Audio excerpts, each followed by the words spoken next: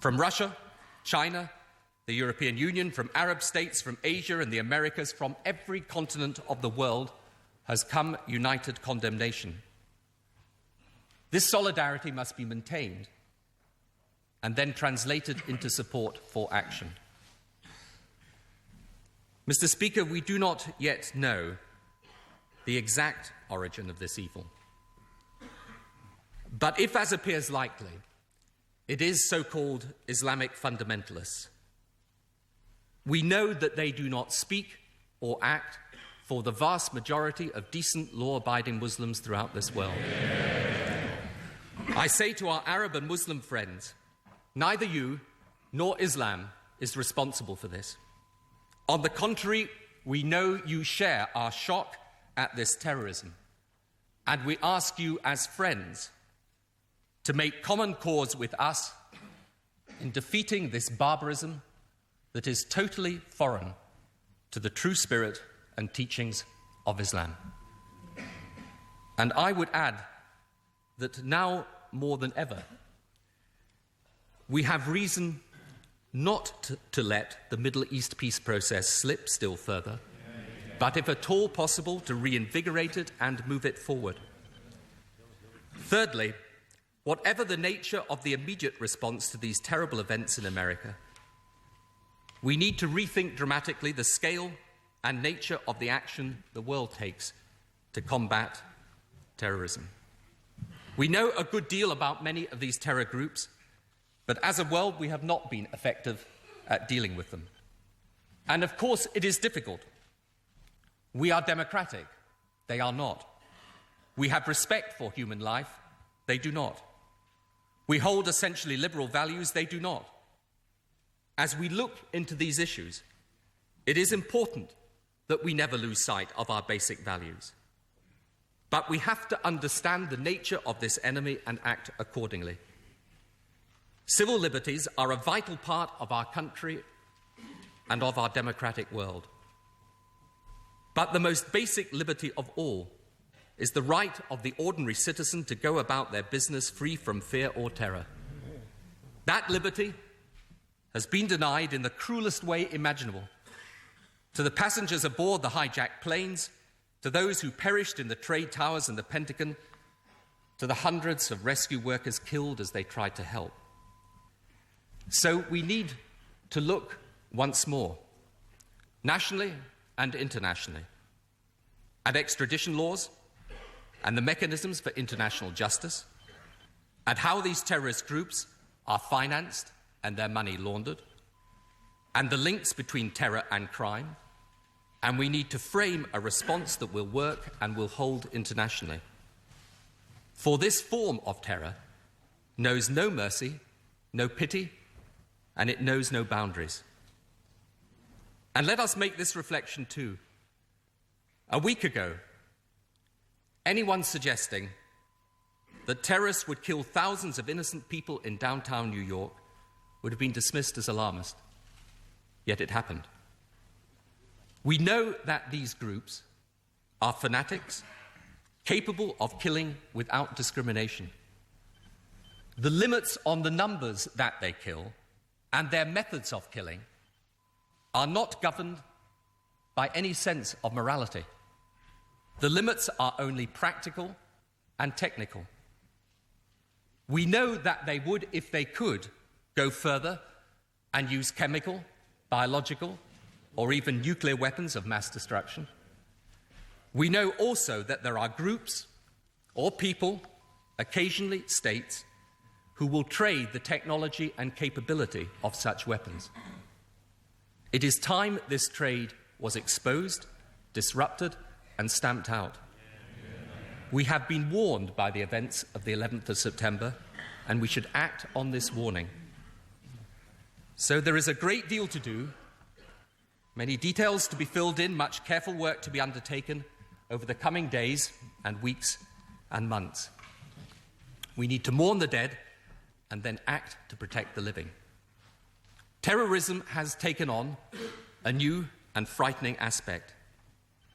The people perpetrating it wear the ultimate badge of the fanatic, They are prepared to commit suicide, to die in pursuit of their beliefs. Our beliefs are the very opposite of those of the fanatics. We believe in reason, democracy, and tolerance. And these beliefs are the foundation of our civilized world. They are enduring, they have served us well, and as history has shown, we have been prepared to fight when necessary to defend them. The fanatics should know that we hold our beliefs every bit as strongly as they hold theirs. And now is the time to show it. Ian Duncan Smith.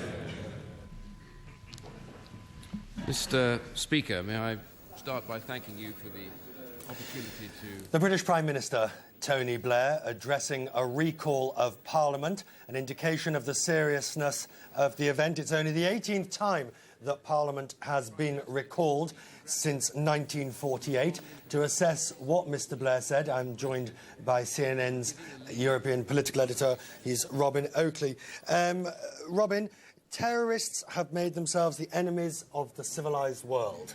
Yes, we've had the theme already from Mr. Blair. This is an attack not just on the United States, but on democratic values worldwide. Key phrase, I think, when he said, "We stand by our friends." And quite clearly, whatever reservations there may be in any other quarters, in NATO or elsewhere, there will be full military support from Britain for United States action. Interesting that Mr. Blair commended the United States for not striking back immediately without thinking, and he talked about a long slog ahead, a period of care, finding out exactly who was responsible and exactly the right way of hitting back at them. But hitting back at them, clearly the Prime Minister standing full square with the US President.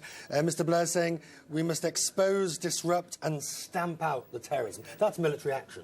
Indeed, it is military action, and I think, again, an important part of what Mr. Blair had to say was that the countries who harbour the terrorists now have a choice. They can either be treated as the enemies of the civilised world and continue to harbour, or they can come aboard. But clearly there is an intention on behalf of the United States and of Britain to hit back at countries who harbour terrorists as well as the terrorists themselves. The British Foreign Secretary Jack Straw said yesterday that we know up to 100 British citizens have lost their lives, along with those of other nations, and it could be in the middle hundreds.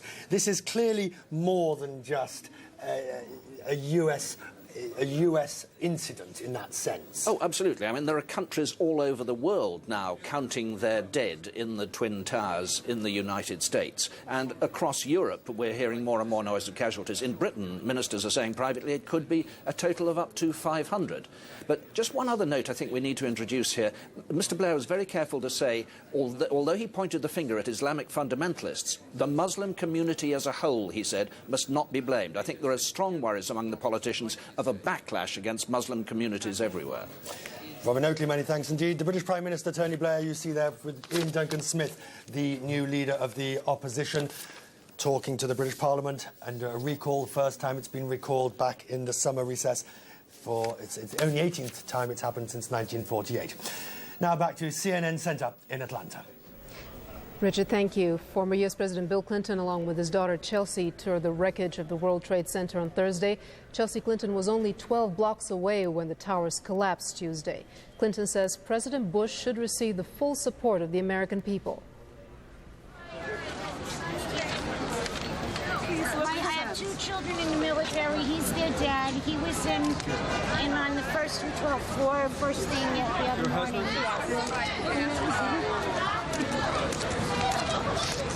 His boys out in California, and we need to know where he is. Thank you for your service. Is this touch so much?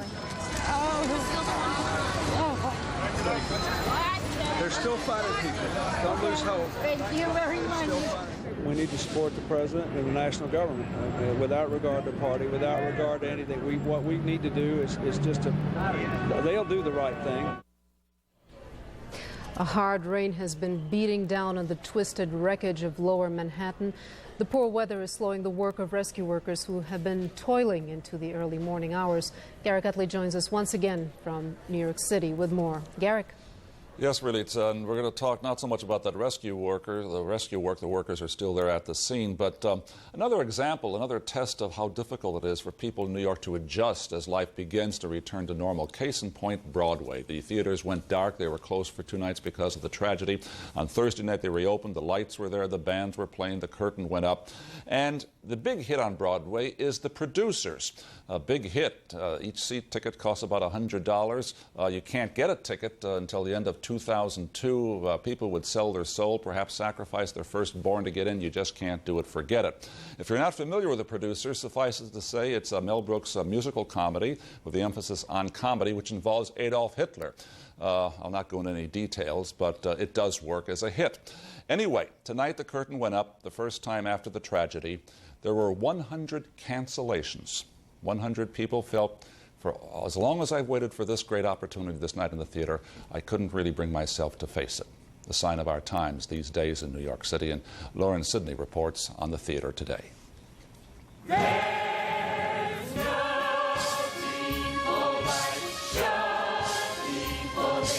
For the first time in Broadway history, other than during labor disputes, the show people were silenced for 3 performances in a row.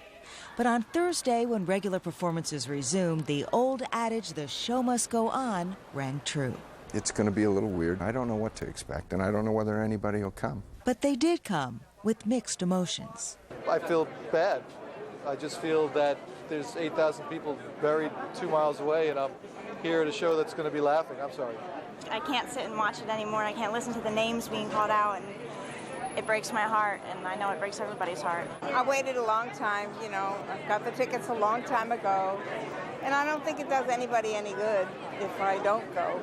Before the curtain went up, all 23 Broadway houses respectfully dimmed their lights.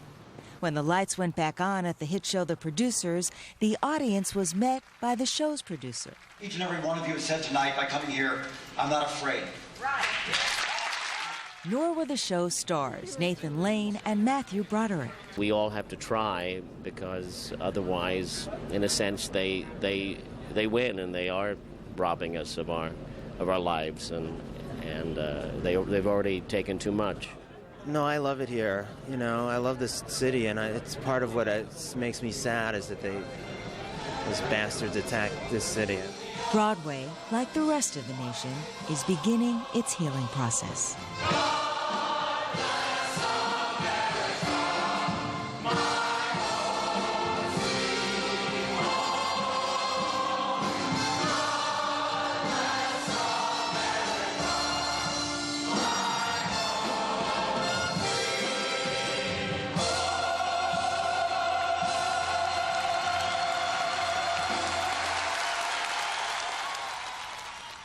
That great song by New York's Irving Berlin, well, it says it all, doesn't it? Jonathan and Relitza. Garrick, thank you. I'm Relitza Vasilova. Coming up, more of our coverage of America Under Attack, the search for answers. And on this National Day of Remembrance in the United States, we leave you with some images of the disaster and its aftermath. I'm Jonathan Mann.